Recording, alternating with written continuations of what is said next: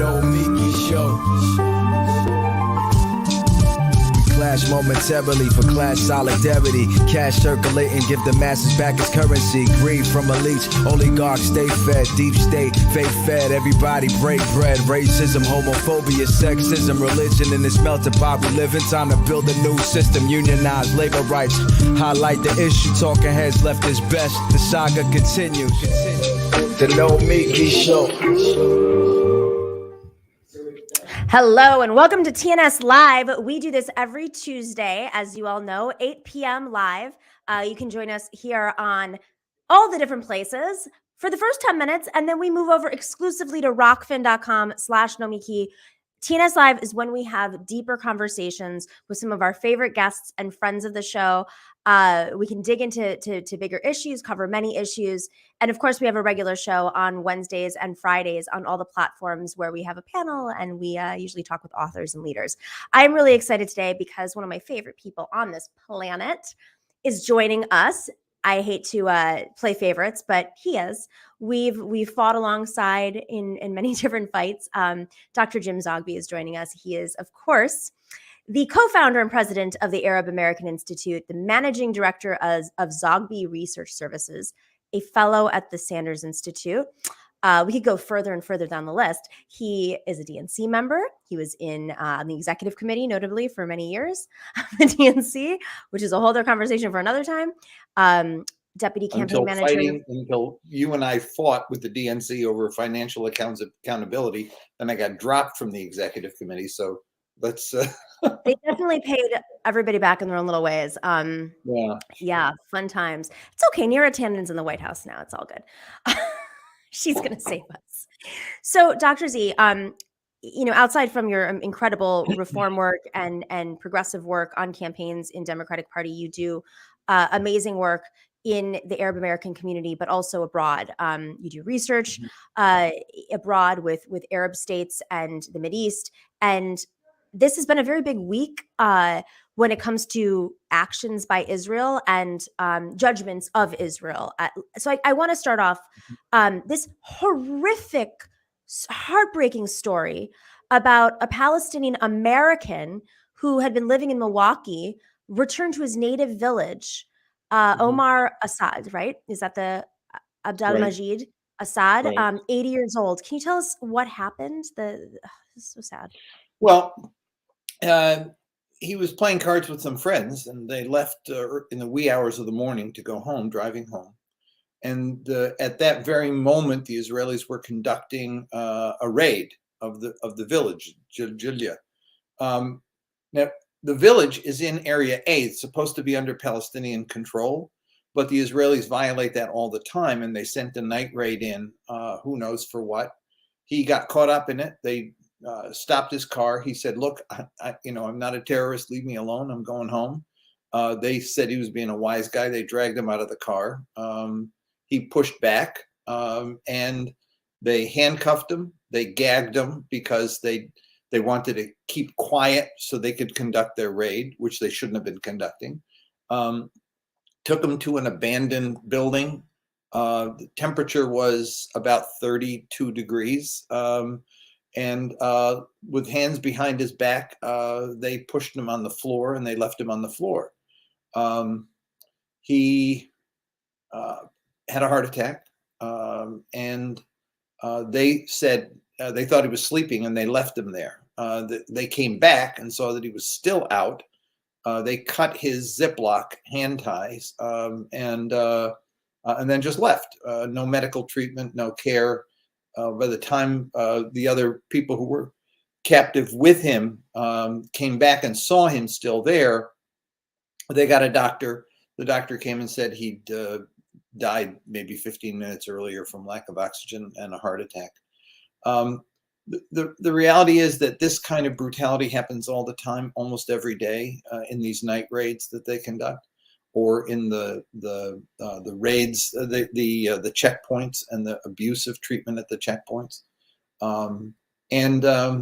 Because he's an American citizen, it got attention, thank God. And the State Department and members of Congress in particular have been pushing for some accountability.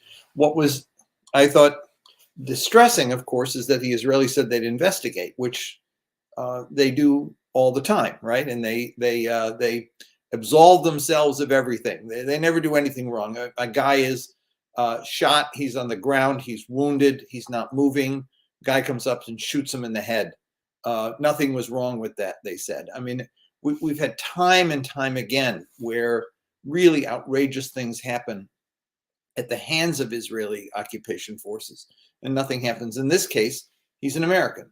And there is a sensitivity to Palestinian rights that is very evident in the Democratic Party, so that you had a number of members of Congress on the Democratic side saying, we don't know what the hell happened here and whether or not any U.S.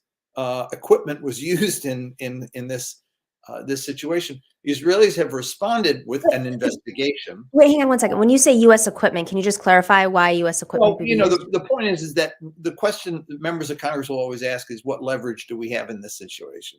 Now, I would say the leverage we have is the moral question. Have they violated human rights? We have laws in this country about support for countries that violate human rights. I mean, we use it all the time with other countries. We don't use it with allies, and Israel's an ally, so we've never used it. So when they say U.S. equipment, the question is, we provide Israel with a whole bunch of military equipment. They want to know, was any equipment used so that they can, you know, somehow. That's not but to me, that's not the issue. The issue is murder was committed. The Israelis did an investigation and concluded that it was a moral lapse. Pardon me, that's bullshit. There's no moral lapse. They do this all the time. We get reports almost daily of people being abused in different ways in different towns and villages across the West Bank, and in Jerusalem itself. What they did was they then took two of the commanding officers and demoted them, and two of the soldiers, and they have dismissed them from the military. This is not adequate, and I'm pleased that the State Department has come back at them and said, no, we want a full accountability and a criminal investigation, because if you look at the definition of what negligent homicide is, that's this.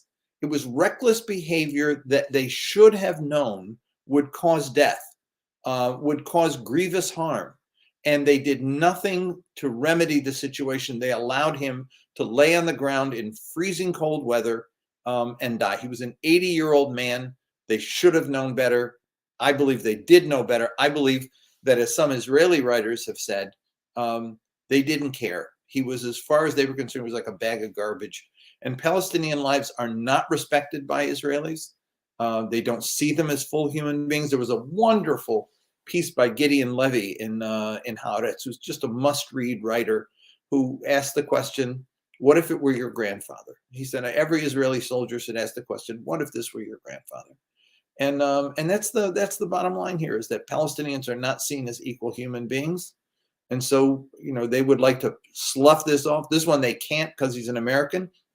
But I hope, and I know that that Omar himself would hope, and his family would hope, that this at least opens a window to the broader treatment of Palestinians by the Israelis in conducting these raids in the really indecent way that they conduct them. You mentioned Haaretz, they did a piece on this, but how has the response been from I would say anybody who's not on the far right, which I know is a growing population in Israel, but like, is there pushback? Is there a greater call?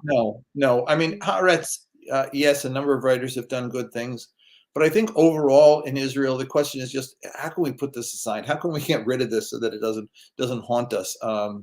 And a friend of mine said earlier today that with the Amnesty International report out, the Israelis might be very happy because they can switch the topic from this outrageous case to Amnesty, anti-Semitic, and they can go on the attack with this. I think that they want to get rid of this as quickly as they can. They don't want to talk about it, and Israelis really don't want to talk about it. because they know it happens all the time. Look, remember when the demonstrations were taking place at the border in Gaza, and the Israelis were shooting? They shot and killed over 200 young people in a span of a year. I read the United Nations reports on this, and I read the Beit Salem reports on it. The Israeli snipers were 200-300 yards away with high-power rifles that were able to take out these kids. They were in no danger. They said they were throwing things. If the kid can throw something 200 yards, for God's sake, sign him up for some football team or some baseball team. I mean, this is the guy you want. They were throwing projectiles at a fence that's inside their border, nowhere near the Israelis, but they were shooting them. And then there were reports in the Israeli press how the soldiers would high-five each other when they'd get a kill hit. And there was no investigation of that. There was no one paid a price for it. They simply don't view Palestinians as human beings. And I think so they want to get rid of this as quickly as they can. If they can't use their propaganda machinery to paint Omar Assad as a potential terrorist, or that's the normal way that they do this, is they attempt to discredit the victim. If they can't discredit the victim, then they want to try to bury the story by saying we were innocent. Nobody really intended to do anything wrong. It was a moral lapse. We're going to take corrective measures, and they're going to dismiss a couple people from the military. No, not adequate. It wasn't adequate with Abu Ghraib. It wasn't adequate with George Floyd, and it's not adequate with Omar Assad. I want to take a quick break. We're gonna shift over to rockfin.com/Nomiki for those of you who have not joined us on there. Please do. We're gonna have an extended conversation. We're gonna move into this Amnesty International report because it was huge news, and I'm well, it made it over into for you and maybe not, but for I think in American press. We'll talk a little bit more about that and what it means and how it reflects the political situation also in Israel right now, and if things are actually going to change, if we're at a tipping point, if there was ever a tipping point. We're going to continue our conversation with Dr. Jim Zogby. Meet us over there in 2 seconds.